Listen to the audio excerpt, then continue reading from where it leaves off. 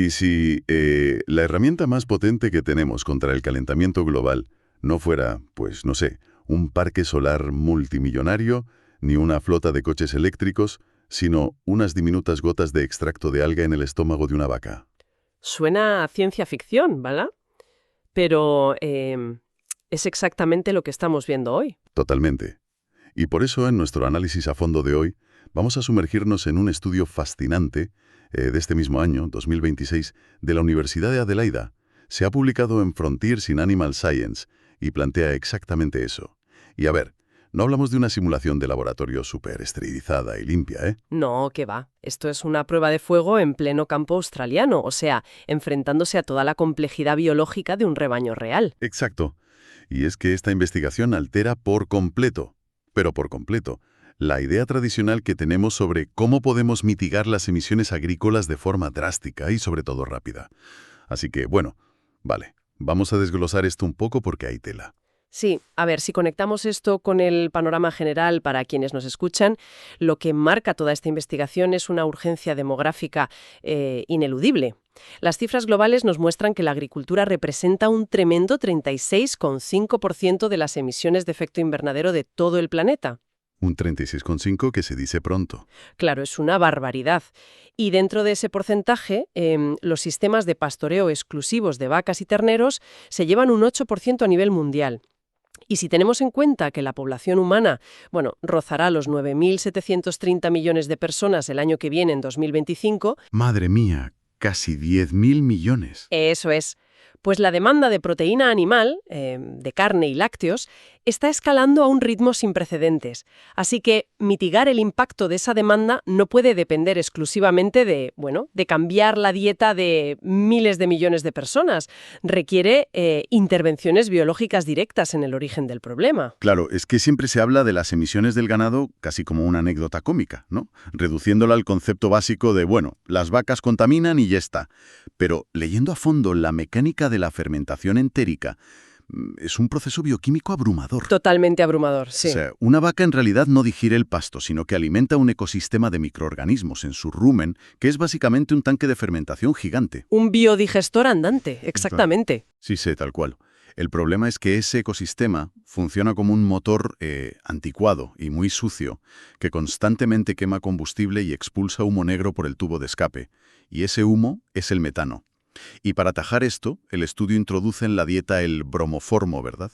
Eso es. Un compuesto extraído de una alga roja llamada Asparagopsis armata, si no lo digo mal. Lo has dicho perfecto. El uso de esa alga oceánica es el núcleo de toda la intervención. Lo que hacen es extraer el bromoformo, lo estabilizan en un aceite portador, concretamente aceite de canola, y lo introducen en la alimentación. Y, a ver, lo verdaderamente pionero de este ensayo clínico de Adelaida es el entorno. Ya, porque normalmente esto se hace en laboratorios, ¿no? Claro, hasta la fecha, los estudios con bromoformos se hacían en establos hipercontrolados, con vacas de engorde consumiendo unas raciones medidas de cereales. Pero aquí decidieron llevar el experimento a un sistema extensivo. Soltaron 80 vacas de la raza Angus en pastoreo libre, al aire libre, alimentándose de heno de avena. 80 vacas pastando a sus anchas. Sí, y añadieron una variable crítica, y esto es clave. Las vacas elegidas estaban en el último tercio de gestación y a principios de la lactancia. Uf, a ver, al leer ese detalle sobre el estado de las vacas, confieso que a mí, personalmente, me pareció una temeridad metodológica brutal. O sea, una vaca a punto de parir está bajo un nivel de estrés metabólico altísimo. El ternero crece exponencialmente, le roba nutrientes, comprime los órganos internos de la madre. Es un momento súper delicado, sí. Claro. Entonces, introducir un modificador digestivo experimental, o sea, nuevo, justo en ese momento crítico, no sé, me parece equivalente a alterar la mezcla de combustible en un avión a mitad de un vuelo transoceánico. ¿Por qué arriesgar la viabilidad de todo el estudio introduciendo una vulnerabilidad fisiológica tan grande? Es una buenísima pregunta. Y, a ver, el diseño del ensayo asume esa vulnerabilidad de forma totalmente deliberada, porque representa la prueba de estrés definitiva para el suplemento. O sea, la gestación tardía y la lactancia temprana son, con diferencia, los periodos donde el animal requiere más energía. Claro, necesita alimento a tope. Exacto. Entonces, si el bromoformo generase la más mínima interferencia en la absorción de nutrientes, se evidenciaría inmediatamente mediante una pérdida severa de masa muscular en la madre o, bueno, un desarrollo deficiente del feto. Pero la clave radica en la precisión milimétrica de la intervención. Vale, cuéntame más sobre esa precisión. Pues que no están inundando el rumen de químicos, ni mucho menos. La dosis administrada fue de apenas 0,69 miligramos de bromoformo por kilo de peso corporal al día. ¡Ostras! 0,69 miligramos. O sea, hablamos de fracciones de miligramo. Es una cantidad virtualmente invisible frente a, no sé, los kilos y kilos de forraje que ingiere un bicho de estos diariamente. Eso es. Y la efectividad de esa dosis tan diminuta se explica por su mecanismo de acción molecular.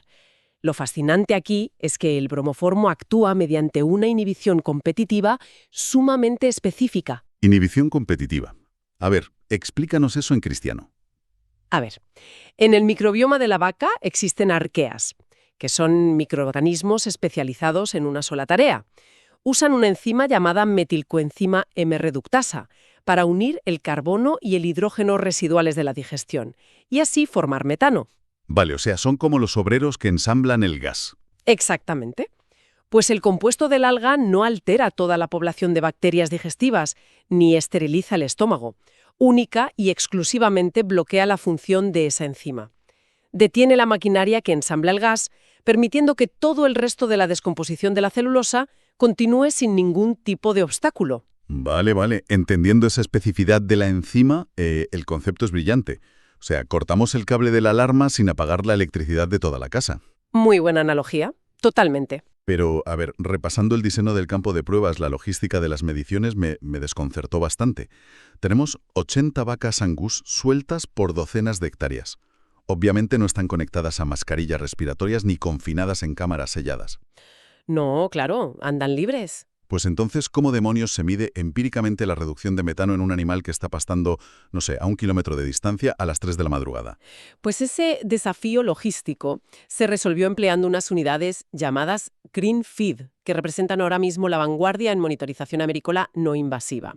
Son unas estaciones automatizadas, similares a grandes comederos metálicos con paneles solares que están distribuidas estratégicamente por los pastos. ¿A paneles solares y todo qué nivel? Sí, totalmente autónomas, y cuentan con lectores de identificación por radiofrecuencia para reconocer la etiqueta de la oreja de cada vaca en cuanto introduce la cabeza. Vale. Leí sobre estas máquinas y me surgió una duda muy práctica. Otras fuentes que analizan los extractos de Asparagopsis señalan sistemáticamente un problema súper grave, que es el olor y el sabor. Al parecer, este aceite huele fuertemente a yodo, o sea, a marea baja. Sí, huele bastante mal. Claro. Mi primer pensamiento fue, las vacas del grupo tratado simplemente van a ignorar la estación Greenfeed, negándose a comer algo tan repulsivo, lo que destruiría la recogida de datos por completo. Pues ese rechazo al paladar era el riesgo más alto de todo el ensayo, sin duda. Y para contrarrestarlo, el diseño experimental utilizó un sistema de cebado conductual. ¿Cebado conductual? Suena sofisticado. Básicamente es que las estaciones no soltaban el suplemento de golpe.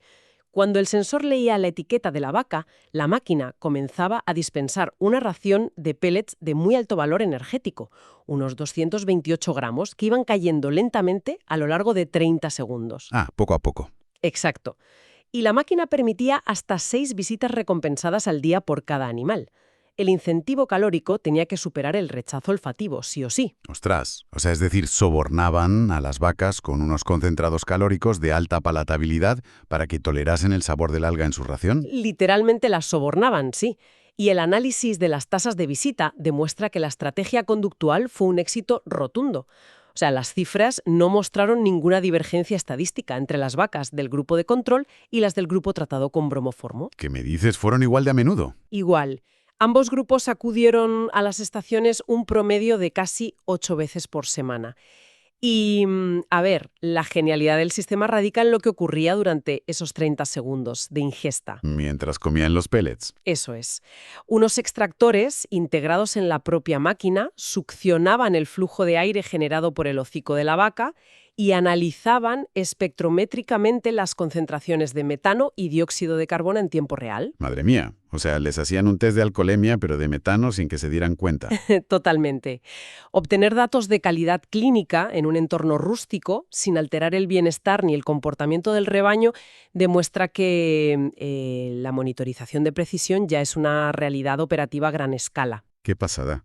Lo cual nos lleva, claro, a la avalancha de datos que salieron de esos sensores. Porque los resultados de reducción de emisiones no son simples mejoras marginales, ¿no? Las vacas del grupo de bromoformo redujeron su metano entre un 49,5% en el nivel más bajo hasta un asombroso pico del 77% respecto al grupo de control. Es una barbaridad. La caída se estabilizó en una media sostenida del 60,6% a lo largo de las 8 semanas del ensayo. Y otro hallazgo fundamental que permitió esta monitorización continua de las máquinas Greenfeed fue la confirmación del patrón circadiano. ¿A qué te refieres con eso del patrón circadiano?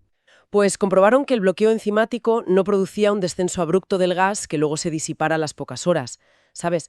La curva de reducción se mantenía súper robusta y constante durante las 24 horas del día. Vale.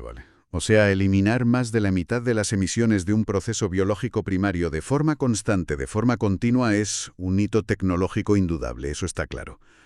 Pero, analizando las métricas de consumo en la documentación, me encontré con una paradoja enorme que desafía la lógica por completo. Sí, sé por dónde vas. A ver, las estimaciones de ingesta de materia seca indicaron que las vacas tratadas redujeron drásticamente su consumo de heno. O sea, hablamos de 1,56 kilogramos menos de ingesta forrajera al día frente al grupo de control. Es un desplome del consumo de aproximadamente un 15% diario, sí. Un impacto masivo en el comportamiento alimentario del animal. Claro. Y ahí es donde todas las alarmas deberían sonar. Tienes a una hembra Angus de cientos de kilos en las últimas semanas de embarazo, necesitando cada caloría disponible para el crecimiento fetal. Y de repente, ¡pum!, recorta su ingesta de comida en un 15% diario. Todo apuntaría a una crisis nutricional inminente. Lógicamente. Cabría esperar una pérdida alarmante de condición corporal, madres superdemacradas y, no sé, terneros naciendo con debilidad o bajo peso. ¿Cómo sostienen este recorte de combustible sin colapsar metabólicamente? Pues mira, esa aparente contradicción es el mayor descubrimiento fisiológico de todo este ensayo. A pesar de ingerir ese kilo y menos de heno diario, el registro continuo del peso corporal demostró que las vacas del grupo de bromoformo mantuvieron exactamente la misma masa y condición física que las vacas del grupo de control. La misma. La misma. No hubo desgaste ni desnutrición en absoluto. A ver. Comen un 15% menos, pero la balanza dice que pesan lo mismo. Suena a magia o a manipulación matemática. Ya, parece imposible, pero la consistencia de los datos se amplía también a la descendencia. Al realizar el seguimiento pediátrico hasta los 150 días posteriores al parto, las curvas de crecimiento de los terneros de madres tratadas fueron estadísticamente idénticas a las de los controles. O sea, los terneros crecieron igual de bien. Igual, el desarrollo fetal y postnatal no sufrió absolutamente ninguna alteración y la explicación a este fenómeno aparentemente imposible reside en la termodinámica del propio metano. Vale, entramos en física. Sí, un poco. A ver, el gas metano es por naturaleza increíblemente rico en energía. Cada vez que el animal eructa, ese gas hacia la atmósfera está expulsando una cantidad enorme de energía bruta. Energía que extrajo del trabajo de digerir el pasto, pero que es incapaz de asimilar. Es una fuga de recursos a gran escala. Ah, vale. Siguiendo con la mecánica automotriz de antes. Es como un motor ineficiente que expulsa nubes de diésel sin quemar por el tubo de escape, ¿no? O sea, se consume el depósito, pero no se genera movimiento. Justamente, esa es la imagen. Entonces, al introducir el inhibidor enzimático, paralizamos la formación de esa molécula de gas. Pero claro, los átomos de carbono e hidrógeno no se evaporan por arte de magia. Quedan atrapados en el entorno líquido del rumen. ¿Y entonces qué hacen esos átomos ahí sueltos? Pues el análisis de las vías de fermentación sugiere fuertemente que esa abundancia repentina de hidrógeno fuerza a las bacterias a cambiar su metabolismo.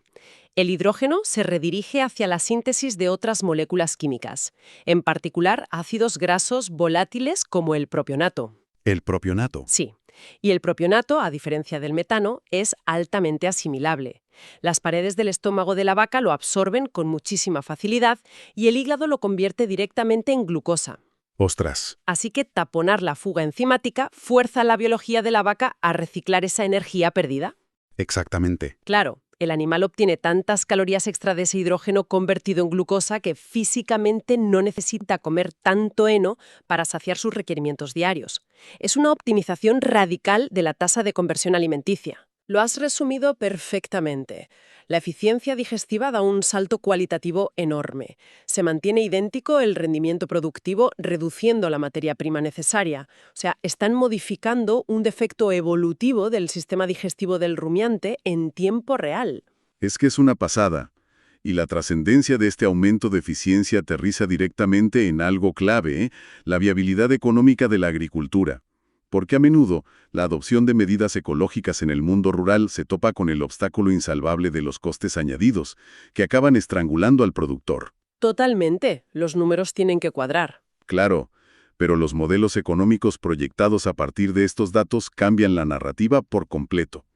El estudio cruzó la reducción de 1,56 kilos diarios de forraje con los precios locales de la materia seca, situado la tonelada de heno de avena en unos $275 australianos. Eso es. Y al extrapolar ese recorte de consumo, un productor que maneje un rebaño de tamaño medio, digamos unas 40 cabezas de ganado reproductor, genera un ahorro en alimentación de aproximadamente $18 diarios. $18 al día. Lo que supone inyectar unos $538 mensuales directamente en el margen de beneficios del ganadero. Sí, es un pico importante. Y tanto. Disminuir los costes operativos mientras se mantienen estables los pesos de venta de los terneros proporciona un argumento financiero abrumador para la adopción masiva del suplemento.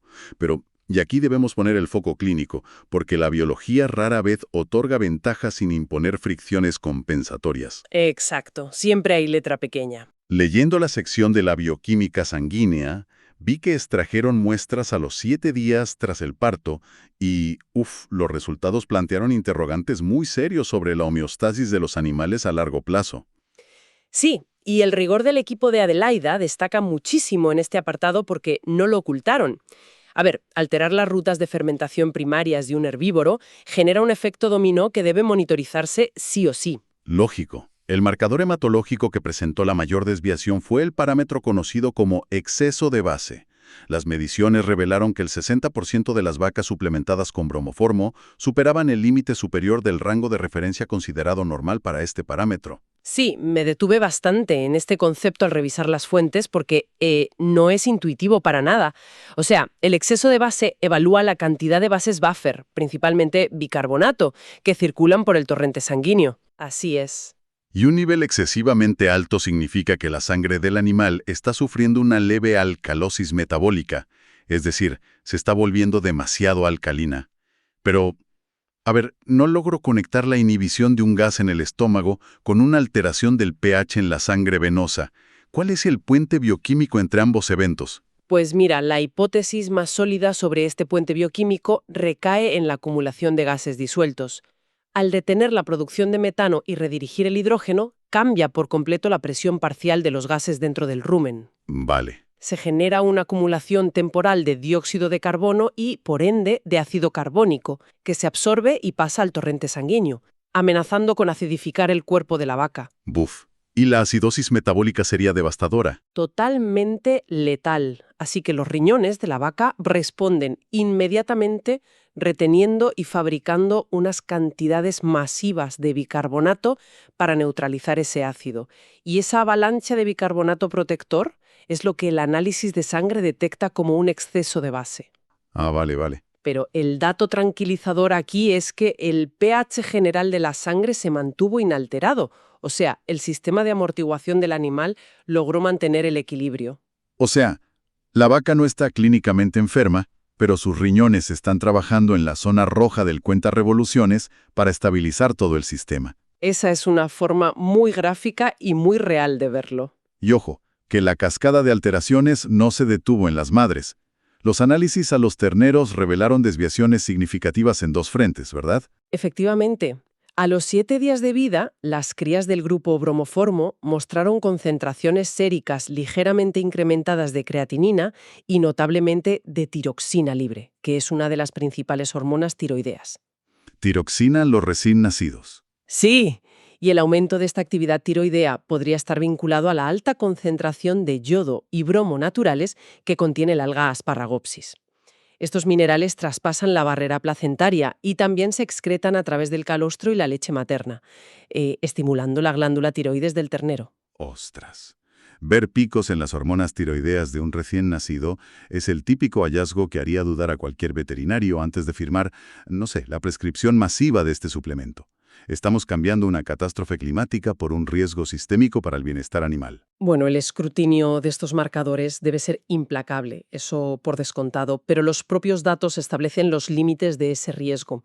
Es imperativo subrayar que, a pesar de estar estadísticamente elevado respecto al grupo de control, los niveles hormonales y renales de los terneros se mantuvieron firmemente anclados dentro de los márgenes fisiológicos de seguridad establecidos para la especie. Vale, no cruzaron la línea de peligro. No, no la cruzaron.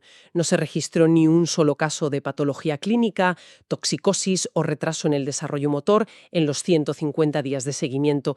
Sin embargo, claro, el estudio presenta estas cifras como un semáforo ámbar irrefutable. Un aviso a navegantes. Exacto. Destruye la narrativa comercial de que el extracto de alga es un polvo mágico inofensivo que echas y ya está. Subraya que estamos induciendo una modificación metabólica súper profunda que demanda protocolos de administración estrictos y sobre todo una vigilancia veterinaria constante. Claro. Porque una dosificación errónea prolongada podría quebrar ese frágil equilibrio de compensación interna que están haciendo los riñones. Es la definición clásica de la farmacología, ¿no? La dosis es la diferencia entre el remedio y el veneno. Tal cual. Y creo que esta dualidad nos sirve para condensar un poco la magnitud de todos los hallazgos que hemos examinado hoy en este análisis profundo. A ver, este estudio demuestra empíricamente que la inclusión de fracciones de miligramo de aceite de algas modificado consigue inhibir de forma competitiva la enzima productora de gas. Sí. Y esto resulta en desplomes de hasta el 77% en las emisiones de metano, y ojo, dentro de un régimen de pastoreo rústico y abierto. Que es lo más innovador. Y paralelamente hemos desentrañado la física de ese proceso, O sea, cómo la retención del hidrógeno metabólico dispara la asimilación energética celular. Y esto es lo que permite a vacas en la cúspide de sus demandas gestacionales mantener un peso corporal impecable y sostener el crecimiento de sus crías a pesar de desplomar su consumo de forraje en un 15%. Que es una locura cuando lo piensas, lo que, aplicado a la economía real, pues inyecta cientos de dólares de ahorro mensual en la cuenta de resultados de las explotaciones, siempre condicionado, claro, al seguimiento clínico de esas leves adaptaciones en la alcalinidad sanguínea que acabamos de diseccionar. Exactamente. Tener esta imagen completa es vital, porque eleva muchísimo el nivel de la conversación sobre el cambio climático. A menudo caemos en un derrotismo que sugiere que, bueno, la única vía de supervivencia es desmantelar todos los sistemas de producción alimentaria. Pero la literatura científica avanza por otros derroteros muy distintos. Sí, por suerte. Esta investigación atestigua que poseemos las herramientas bioquímicas para intervenir de manera quirúrgica y, además, en tiempo real, en los mecanismos digestivos de animales que llevan milenios evolucionando. Claro. Y refleja un horizonte agronómico en el que la sostenibilidad integral no dependerá en exclusiva de forzar modificaciones en los hábitos de consumo humanos, sino de reescribir con precisión metabólica las ineficiencias de los propios ecosistemas productivos. Totalmente. Y precisamente esa idea de ineficiencia evolutiva es la que quiero dejar resonando hoy para nuestra audiencia como cierre. Porque tendemos a percibir a la vaca o a cualquier animal de nuestro sistema agrícola como un diseño orgánico perfecto y cerrado, ¿verdad? Sí, solemos pensar eso. Pero este ensayo nos muestra que un animal gigantesco está desperdiciando un porcentaje altísimo de su propia energía vital debido a un callejón sin salida microbiano en su estómago, una falla biológica que resulta que se puede parchar manipulando unas diminutas gotas de flora oceánica. Es alucinante. Y la gran pregunta que me surge es qué otros desgarros invisibles en el tejido termodinámico y metabólico de nuestra agricultura global damos por sentados hoy en día. O sea, ¿cuántas otras pérdidas masivas de recursos en los microbiomas de la tierra o del ganado están operando ahora mismo frente a nuestros ojos, esperando a ser decodificadas y reprogramadas por el hallazgo botánico adecuado? Ahí queda eso.